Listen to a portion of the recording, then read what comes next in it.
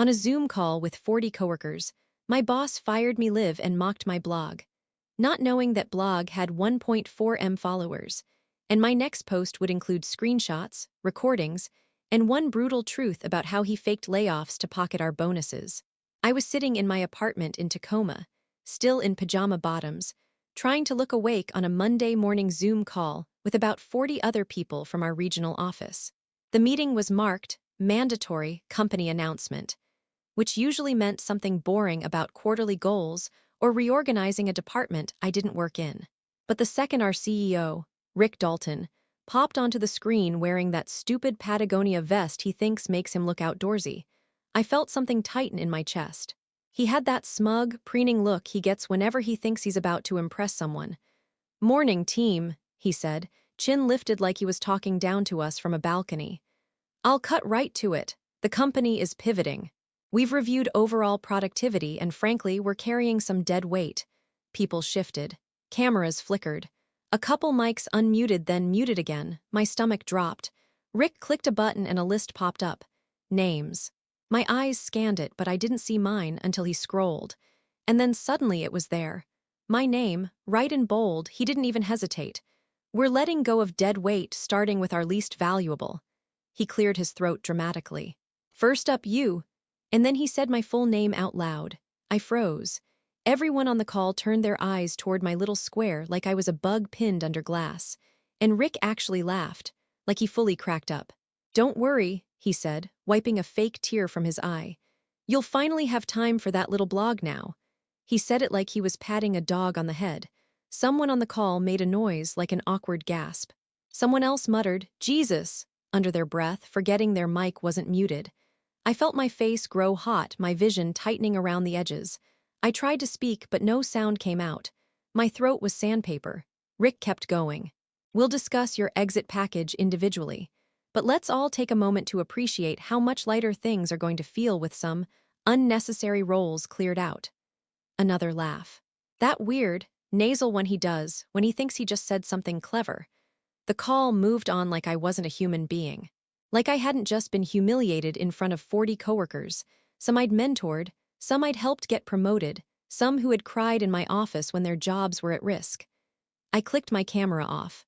My hands were shaking so badly I had to brace them against my laptop.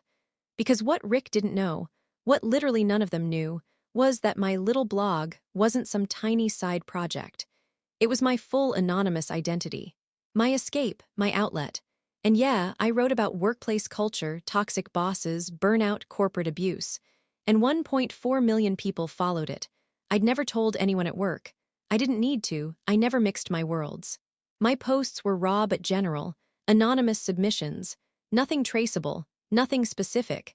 But as I sat there on mute, listening to Rick gloat and talk about refining the workforce, something inside me cracked wide open. Because the truth was, 3 weeks ago, someone inside the company had done something that I'd been debating whether I should expose. Something so bad it kept me awake at night. Something I wasn't sure I could even prove. And 2 nights ago I got proof, screenshots, recordings, and a document that made my blood run cold. I had planned to stay quiet, keep my job, keep my head down, but Rick just changed the rules. And the post I published next would blow everything open. Because the dead weight he just fired, I was the one person who knew the truth about. I didn't always hate my job. That's the messed up part. When I first joined Brexton Analytics in downtown Tacoma, I actually thought I'd found a place where hard work mattered. I was hired as a data compliance analyst, basically the person who makes sure people don't do stupid or illegal things with customer information. The pay wasn't great, but the stability was. And for the first couple years, the environment felt normal. Not amazing, not horrible, just normal. Then Rick Dalton became CEO. Rick arrived like someone who'd spent his whole life waiting for a stage. The first time he addressed the company, he called us foot soldiers. The second time, he told us innovation requires weeding out weakness. The third time, he fired 10 people in 1 week. People started calling him Chainsaw Rick behind his back. I don't think he would have minded the nickname. He'd probably have printed it on a t-shirt. I kept my head down. I did my job. I stayed out of office politics. And slowly, I built the only thing that felt like mine, my anonymous blog. It didn't start big. It was literally a WordPress blog I opened at 2 a.m. after a brutal week, where Rick publicly blamed the analytics team for an error that he'd actually caused. I wrote one rant about toxic management and workplace burnout, just one.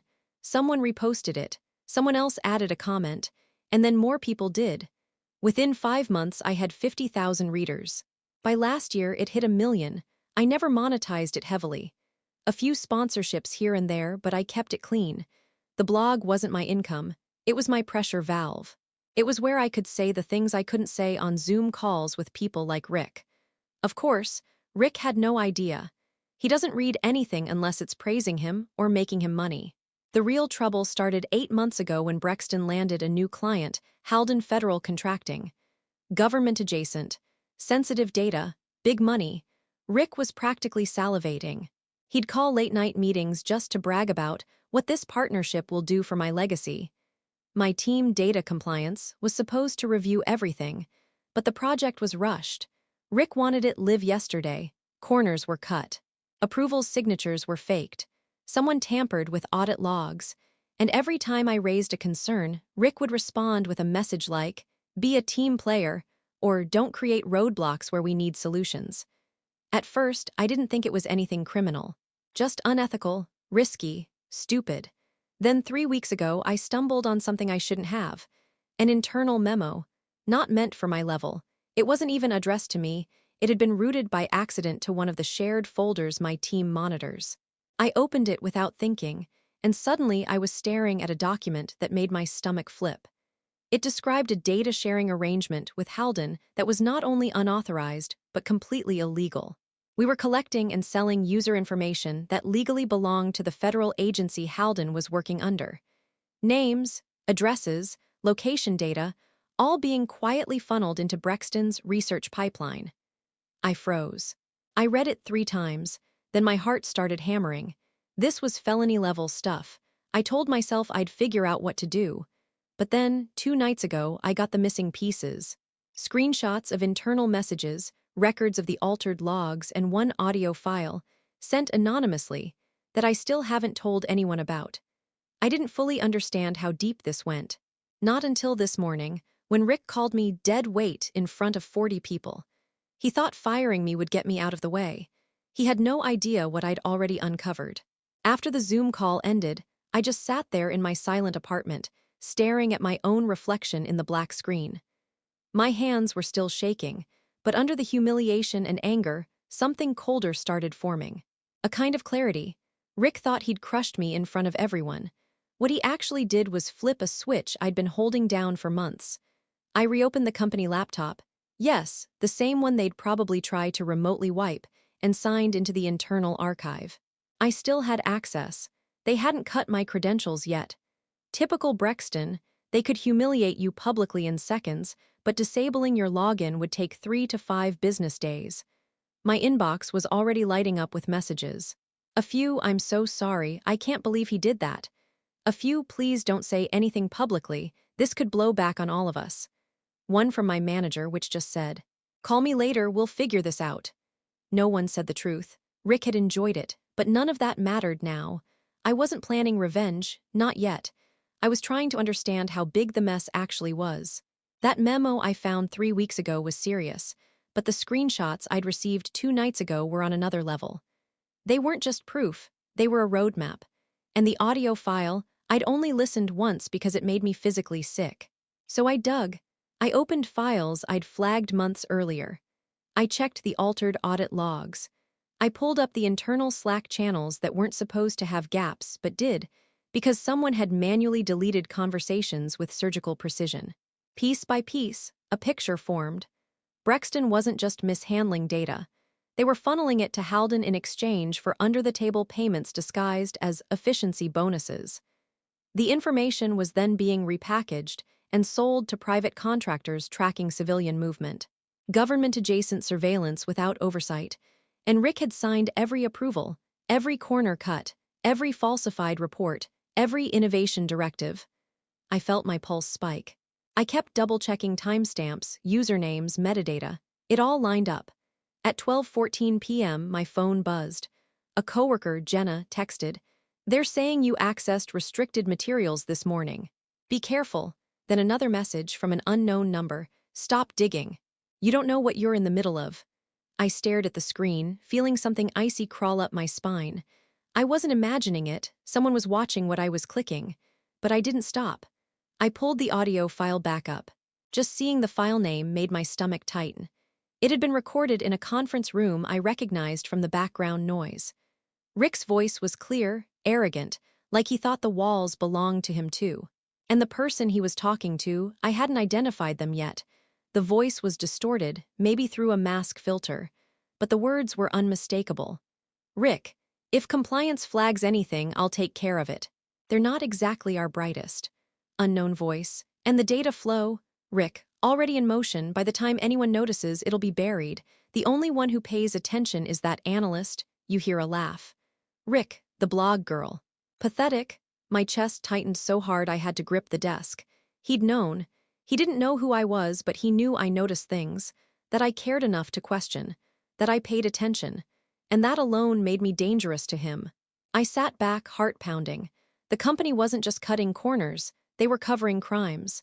And Rick hadn't humiliated me because I was dead weight. He'd humiliated me because he thought I was the only person dumb enough to care. He thought firing me would silence me. But what he didn't understand, what he couldn't understand, was that the blog he mocked was about to become the one thing he couldn't control. And what I uncovered next made the whole situation 10 times darker. I didn't sleep that night. I just sat on the floor of my living room with my laptop open, the blinds closed, and that sick mix of adrenaline and dread rolling through my stomach. I kept replaying the audio file, trying to identify the distorted second voice. Something about the cadence felt familiar, but I couldn't place it. Not yet. By morning, my access was finally locked. When I tried to log back into the company portal, I got the unauthorized user message. I expected that. What I didn't expect was the email waiting in my personal inbox. Subject, we need to talk. Now, from Stephanie Hargreaves. Stephanie was our head of compliance. My department's boss's boss. One of the only leaders in the company who ever treated people like human beings. She was sharp, calm, the person everyone went to when something felt off. If Rick was the fire, Stephanie was the ice, controlled, logical, intimidating in a completely different way. I opened the email. I know what you found. We need to meet today. Don't bring your company laptop. Text me when you're free. My heart thudded in my chest. If she knew what I found, then she also knew I hadn't told anyone. Which meant two things. One, she wasn't trying to cover for Rick too. Someone else knew I'd accessed restricted files, and she wanted to reach me before they did. I texted her, and she sent me an address. A small coffee shop in Furcrest, away from downtown and corporate eyes. When I walked in, she was already there, sitting in a corner booth with her back to the wall, like she'd chosen the exact spot where she could see everyone entering. She wasn't drinking anything. Her hands were clasped in front of her, knuckles white. Sit, she said softly, but there was tension beneath it.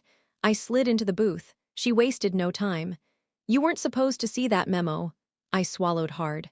It was misfiled into our shared. I know, that wasn't an accident. I blinked. What do you mean? She exhaled, shoulders tightening.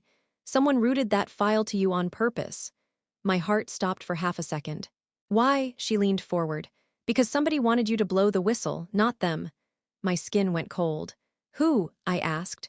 She hesitated, just long enough to tell me she was afraid of the answer. Before I say anything, I need you to understand something. The moment Rick realized you were digging, he started pushing internally for you to be terminated. Publicly. Brutally, he needed to discredit you. I felt physically nauseous. Why me? Because you're the only person in your department who actually reads every log, every flag, every line of metadata. She gave a bitter smile. You're what every corrupt executive hates, thorough. My throat tightened.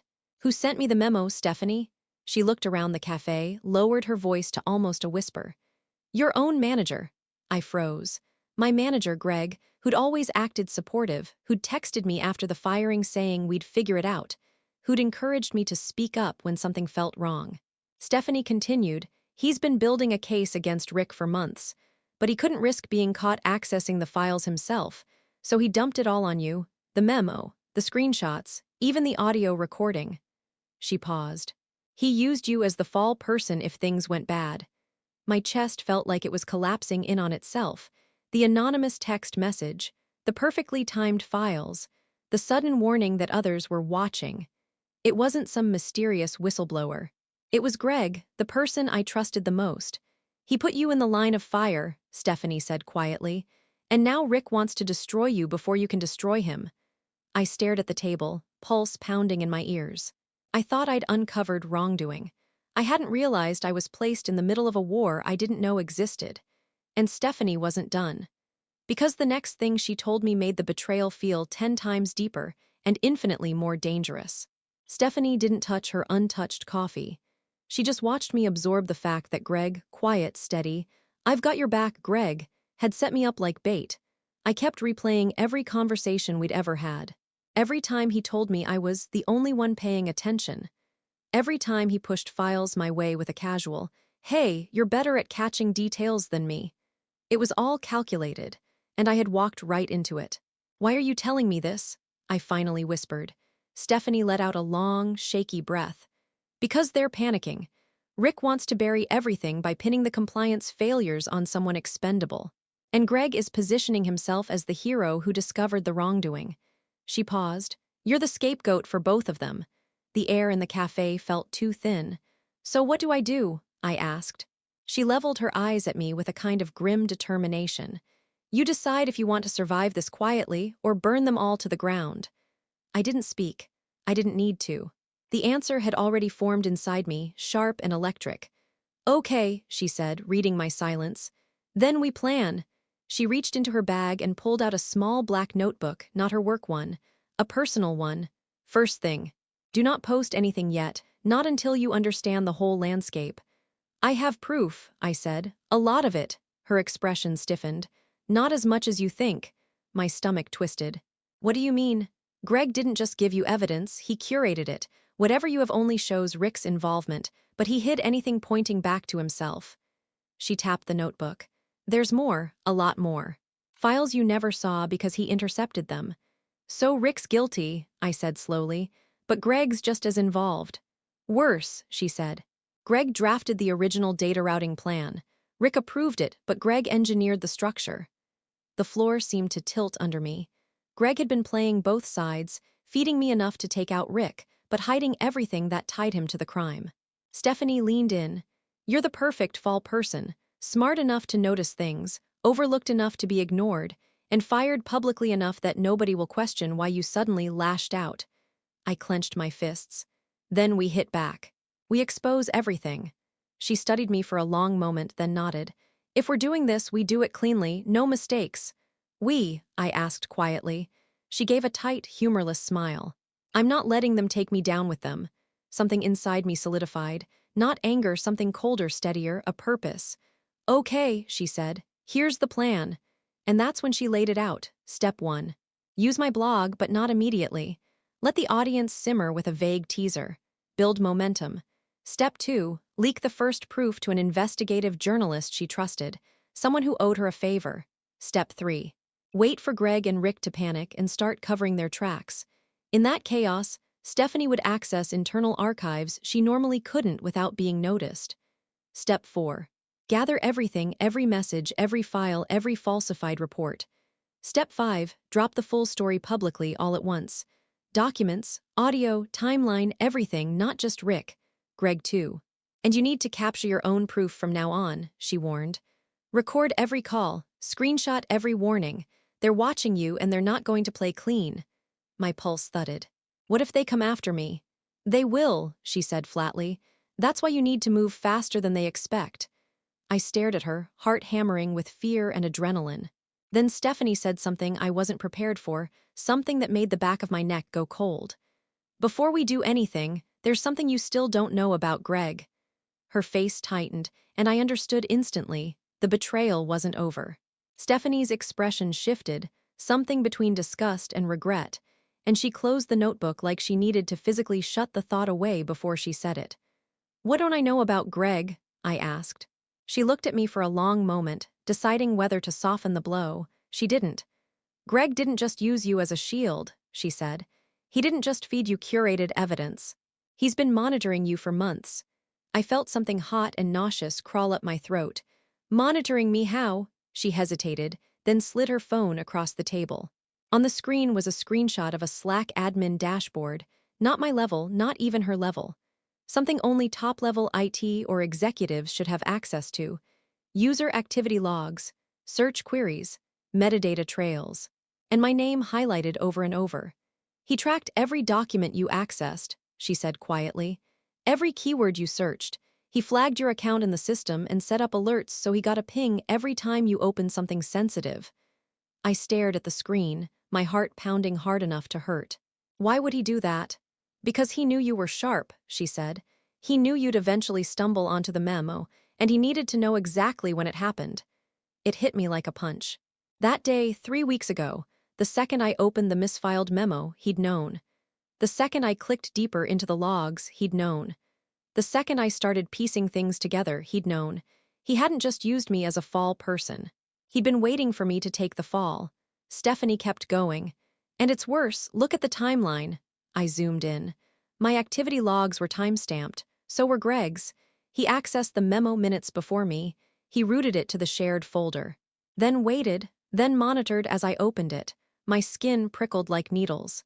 He didn't send it anonymously, she said. He didn't send it to protect anyone. He sent it to you because you were disposable. I swallowed hard. But why make me the whistleblower? Why not just go public himself? Her face hardened. Because Greg is the one who stands to benefit if Rick goes down first. What do you mean? She pulled the notebook back to her side. Greg is next in line. If Rick is removed for misconduct, Greg becomes acting head of operations. It puts him in the perfect position to spin everything. He can claim Rick masterminded the illegal data deal and that he heroically uncovered it. Meanwhile, anything that ties back to him conveniently disappears. I felt dizzy. So he's framing Rick and framing me. Yes, he planned all this, down to the last breadcrumb. I leaned back in the booth, staring at the ceiling as the betrayal sank its claws deeper and deeper. I had trusted Greg. I'd opened up to him, told him when I felt stressed, when I felt overwhelmed, when I needed help. He had been mapping my weaknesses the whole time. But Stephanie wasn't done. There's one more thing, she said quietly, and this is the part I think you deserve to know before we go any further. I braced myself. She leaned forward, lowering her voice. Greg didn't just monitor your work activity. My stomach dropped. He monitored your personal blog, too. The words hit me so suddenly that for a second I couldn't breathe. What? I whispered. Stephanie nodded grimly. He found out 6 months ago. He's known this whole time. My heart felt like it stopped. That wasn't just betrayal on a professional level, it was personal. Violating, terrifying, my anonymous place, my refuge. The thing I guarded more carefully than anything else. And I don't think he found it by accident, she added. Something inside me went ice cold. Greg didn't use your blog against you yet, she said, because he's saving it for leverage. If this blows back on him, he'll expose you as the author, discredit your posts, and destroy your credibility. The room tilted. Greg hadn't just positioned me as a scapegoat. He'd positioned himself as the gatekeeper to the one secret that could ruin my entire life. And the truly horrifying part? Stephanie wasn't telling me all of this because she wanted to scare me. She was telling me because we were running out of time. For a moment, neither of us spoke. The cafe chatter seemed far away, muffled, like we were sitting underwater. My heart was pounding so loudly I could barely hear my own breathing. Why? I finally whispered. Why would Greg go this far? Why would he track me, use me, risk all this? What does he get out of it? Stephanie's jaw tightened. She looked almost reluctant to answer, like she hated the truth she was about to hand me. You're still assuming Greg was reacting to the situation, she said. You're assuming he got pulled in later. You're assuming he's a side player. She shook her head. No, Greg started this. I blinked. Started what? The data sharing operation. The whole thing. The illegal routing, the falsified logs, the off-record payments. Rick approved it because he's reckless and greedy, but Greg engineered it. I felt the floor drop out from under me again. Stephanie continued, voice steady and cold. Greg built the entire structure so that someone else would always take the fall. When you found the memo, he didn't panic. He wanted you to. He needed a patsy with moral integrity, someone who would look like a whistleblower, someone who would behave predictably. My breath caught in my throat. You were the clean one, she said. The ethical one.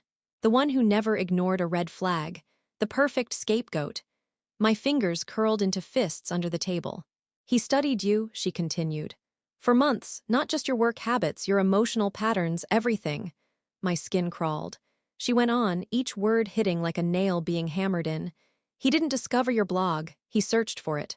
He monitored timestamps, writing patterns, metadata trails, VPN habits. He figured it out long before anyone else even knew it existed. My breath went shallow. He didn't report your blog to HR because he realized something. Your voice had reach. Influence. She lowered her voice. 1 million people listen to you. You're credible, so he decided to weaponize that credibility. He wanted you to blow the whistle on Rick only, not him. The nausea rose hard and sharp. Greg needed a martyr, she said flatly. One that the world would sympathize with. One that would distract investigators from the real architect of the crime. One that could make Rick burn while Greg walks out clean. My entire body felt cold. But why me? I asked, barely holding my voice steady. And then she gave the answer that wrecked whatever was left inside me. Because he knew you'd take it personally. I stared at her. She continued, her eyes solemn. He knew Rick humiliated people. He knew Rick dismissed your emails. He knew Rick mocked you in meetings. He watched everything. He waited. And when you finally snapped, when you finally chose to expose everything publicly, Greg knew you'd focus all your rage on Rick, not him. I felt physically sick. This wasn't about you being smart, she said softly. It was about you being predictable. Greg used your empathy, your thoroughness, your desire to do the right thing. He knew exactly what kind of person you were, and he exploited it. Her last words were the worst. And the thing that makes Greg dangerous isn't that he's corrupt. It's that he's cold. Calculating. He doesn't feel guilt. He doesn't feel loyalty. He doesn't feel hesitation. People like you and me, we think before we hurt someone. Greg doesn't. My hands trembled on the table. And if you don't take him down, she finished quietly, he will burn you alive to save himself. I stared at her, the reality settling deep in my bones. This wasn't just a workplace betrayal. It was a trap designed by someone who saw me, not as a person, but as a tool, and a disposable one. But the moment that truth fully sank in, a new feeling cut through the fear. Something sharp. Focused, final. He thought I'd never see him coming. He was wrong. The night I finally decided to strike back, Tacoma felt unnaturally quiet. No traffic outside, no neighbors arguing through the walls, just the low hum of my laptop and the pounding of my heart. My apartment suddenly felt too small for everything I knew, everything I carried. Greg thought he mapped me, predicted me, controlled me. He had no idea who he was dealing with now. Stephanie and I spent 3 straight days building the blowout. Not rushed, not sloppy, not emotional, we were methodical. Cold, focused. Step 1, secure myself. I set up encrypted backups of every file, every screenshot, every recording, then sent a copy to someone Greg didn't even know existed. The investigative journalist Stephanie trusted. We scheduled a synchronized release time. Tuesday, 7 o'clock m. Step 2, anticipate the cover-up. Just like Stephanie predicted, Greg and Rick started panicking the minute my vague teaser went live on my blog. Tomorrow morning, everything. The post went viral in minutes. My audience was starved for the story. Comments exploded. DMs poured in. Within an hour, #deadweight was right was trending. Greg texted me at 3:14 p.m. We should talk. I can help you get ahead of this. Help me. He was already slipping. Step 3, wait for the scramble. Rick called an emergency all-staff meeting for 6 a.m. Tuesday, 1 hour before the scheduled drop. It was obvious he planned to pre-spin a narrative. And Greg, he was suddenly posting on Slack about standards, compliance, and integrity, positioning himself as the savior. They had no idea what was coming. Step 4, the coordinated strike. At 6:59 a.m., I sat at my kitchen table with a mug of coffee I couldn't taste. My finger hovered over the button that would publish everything. Stephanie was online too, sending me one final message. Do it! Then I pressed the key. The post went live, and the world exploded. Screenshots of falsified logs, recordings of Rick bragging about manipulating compliance, exported documents showing the illegal data flow, emails, metadata, timelines, and then Greg's part. I exposed how he engineered the data routing scheme, how he flagged my account. how he monitored my personal blog activity, how he intentionally groomed me as the fall person to eliminate Rick while shielding himself. Everything. I didn't write it with rage. I wrote it with clarity. Within minutes, the journalist published her article, backed by the full evidence package. By 7:10 a.m., the story hit national feeds. By 7:30, Brexton's internal Slack blew up. Employees leaked screenshots of Rick cursing, Greg panicking, executives scrambling. By 9 a.m., both men were suspended. By noon, federal auditors were already on site. By evening, Rick had been removed from the board entirely. And Greg, smug, calculating Greg, was escorted out by security while cameras rolled. He didn't look at the reporters. He didn't look at the employees. He only looked at the ground. Like he finally realized he wasn't the smartest one in the room. Step 5, closure. I took a walk down by Ruston Way that night. The air smelled like saltwater and diesel. Everything felt still. My hands finally stopped shaking. I'd spent years trying to be the quiet, reliable one who never caused trouble. Greg counted on that. Rick laughed at that. And both of them underestimated the one thing about me they never figured out. When I'm pushed into a corner, I don't break. I document, I expose, I fight. My final blog update that night was simple. You should never call someone dead weight when they're the one holding all the receipts. And that was that.